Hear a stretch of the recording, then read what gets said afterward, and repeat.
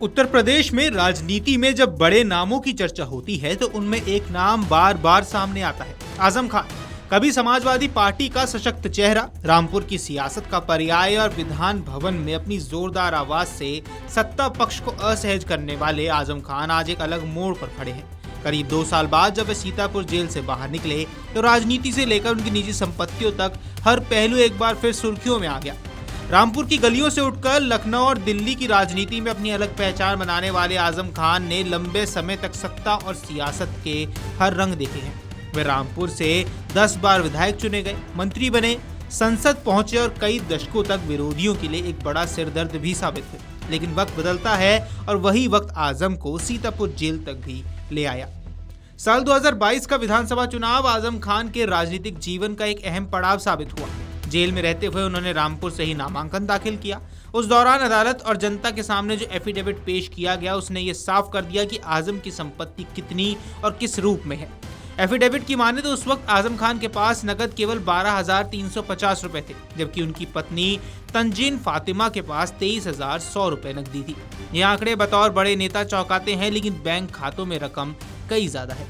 आजम के नाम पर एसबीआई के एक अकाउंट में 32.52 लाख रुपए, दूसरे खाते में 59.60 लाख रुपए, एक सहकारी बैंक में 5,000 रुपए और हमसफर रिजॉर्ट एंड बैंकेट के नाम पर ओबीसी बैंक रामपुर के खाते में 4.8 लाख रुपए जमा थे।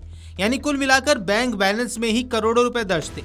संपत्ति की लिस्ट केवल पैसों तक सीमित नहीं थी। उनके पास लग्जरी कार वॉल्वो S90D थी, जिसकी कीमत करीब 52 लाख रुपए आंकी गई।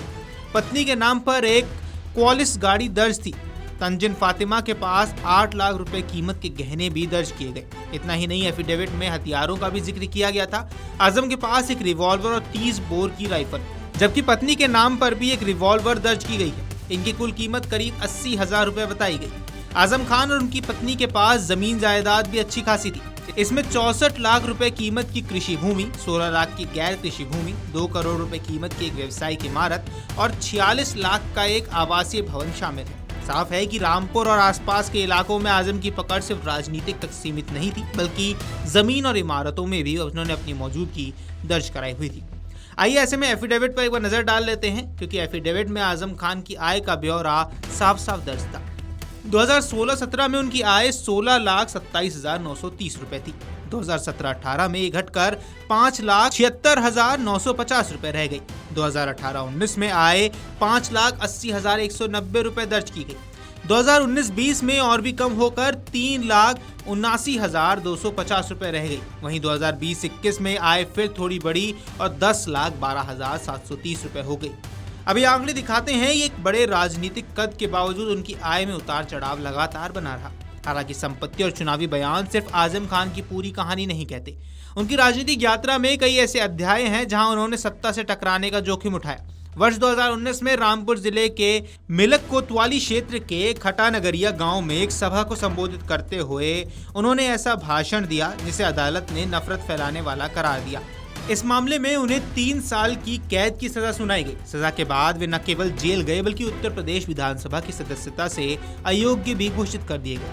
रामपुर की गलियों में अगर कोई नाम राजनीति के लिए सबसे ज्यादा जुड़ा है तो वे आजम खान है। उनकी छवि कभी सख्त और आक्रामक नेता की रही तो कभी विकास के लिए काम करने वाले नेता की भी।